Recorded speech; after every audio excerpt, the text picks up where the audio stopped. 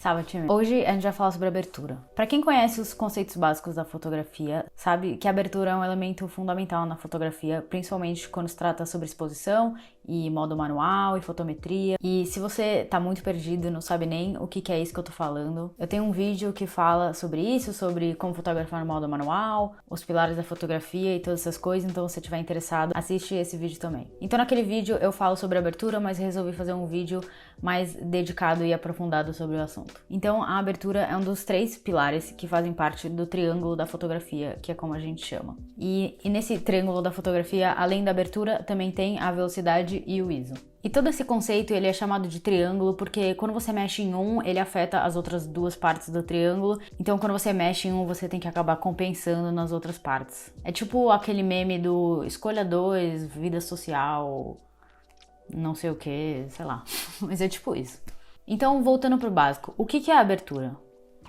Primeiramente, a abertura está atrelada à lente que você tem na sua câmera. Ela é um mecanismo que vai definir a quantidade de luz que entra na sua câmera pela lente e por meio de umas lâminas que elas abrem e fecham. E essas lâminas, elas abrem mais ou menos e isso muda a quantidade de luz que entra pela sua lente até o seu sensor. E para vocês entenderem bem, eu vou mostrar nessa câmera analógica que eu tenho para vocês entenderem visualmente como funciona. E também essa é uma câmera que eu comprei recentemente e em breve eu vou fazer um vídeo no canal sobre ela. Mas basicamente, quando a gente vê as partes da câmera se mexendo assim mais visualmente, fica bem mais fácil de entender quando que a luz entra mais e quando que a luz entra menos com esse mecanismo de lâminas que eu falei. Então, nessa lente, quando você gira esse anel, você muda os números da abertura. Então, dá pra ver aqui, 2.8, 4, 5.6 e até o 22. E também dá pra gente ver como que o mecanismo da lente se mexe em relação a esses números também. Então, como a gente pode ver e imaginar, quanto maior o buraco, mais luz entra, e quanto menor esse buraquinho, menor é a passagem de luz até o seu sensor. E como que a gente lê a abertura?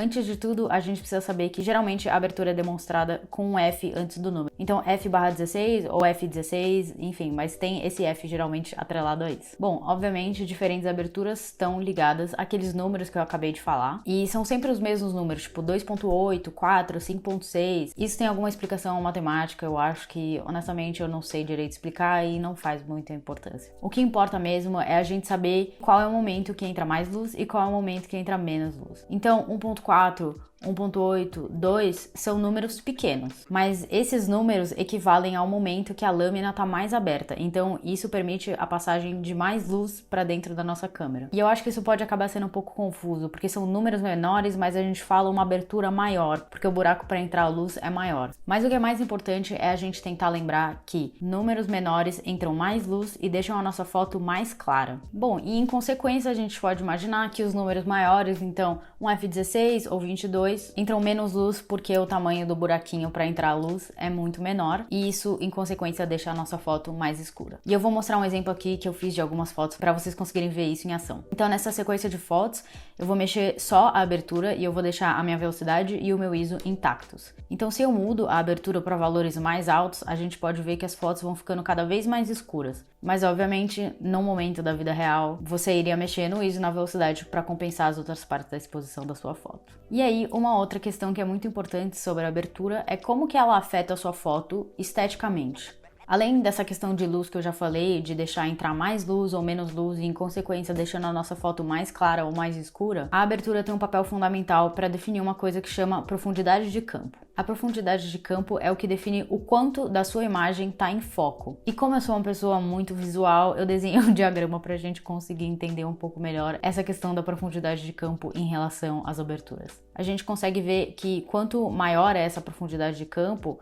mais da nossa imagem está em foco, e isso é determinado com aberturas menores, então, por exemplo, um F16, um F22. E aí, para a gente ter profundidade de campos menores, que é quando menos da nossa foto está em foco, a gente tem as aberturas maiores, que são aquele f1.4, f1.8, etc. Ou seja, é mexendo na abertura que a gente consegue definir, por exemplo, quando a gente quer aquele fundo desfocado ou se a gente quer uma imagem onde tudo está em foco.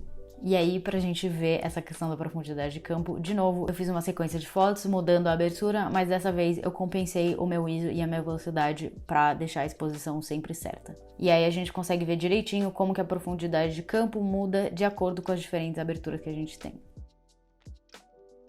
Então, respondendo a grande questão do título desse vídeo, que é como a gente saber qual abertura usar. E a resposta é, depende da foto que você está tirando. Então, se você está numa situação onde o intuito é desfocar o fundo e deixar menos planos em foco, a gente pode escolher uma abertura maior, ou seja, números menores, como por exemplo o 1.4, 2.8, enfim. E essas aberturas são boas quando a gente quer, por exemplo, fazer retratos ou tirar fotos de objeto onde o fundo esteja desfocado, se a gente quiser dar um destaque para eles, por exemplo. Isso, por exemplo, é o que o modo retrato de celulares tentam imitar, essa questão do desfoque, é exatamente isso. Mas, por exemplo, se a gente quer tirar fotos de paisagens ou de montanhas, o ideal seria a gente pensar numa profundidade de campo onde o foco esteja em tudo. Então, aberturas menores com números maiores, como por exemplo um f16 ou um f22. E claro, lembrando que sempre que a gente mexer nesses valores da abertura, a gente tem que acabar compensando eles no ISO ou na velocidade, ou nos dois, para ter uma exposição equilibrada quando a gente está tirando uma foto. E aí, último, mas não menos importante, eu vou falar sobre a questão de lentes.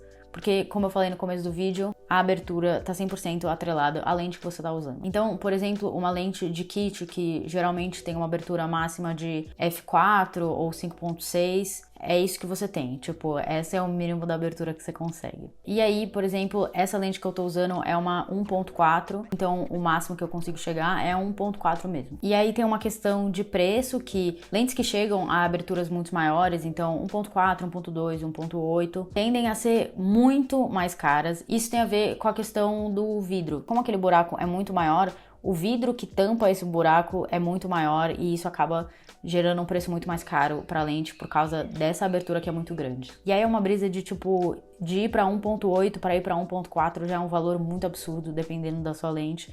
Então, é um investimento muito caro. Bom, e é isso pro vídeo de hoje. Espero que vocês tenham gostado, espero que vocês tenham aprendido alguma coisa, espero que tenha ajudado alguém. Se vocês gostam desse tipo de vídeo onde eu aprofundo um pouco mais um assunto, me avisem que aí quem sabe eu faço mais. E se você gosta de fotografia e coisas envolvidas nesse mundo, se inscreve no meu canal porque eu posto vídeo toda segunda-feira sobre isso. E até a próxima, tchau!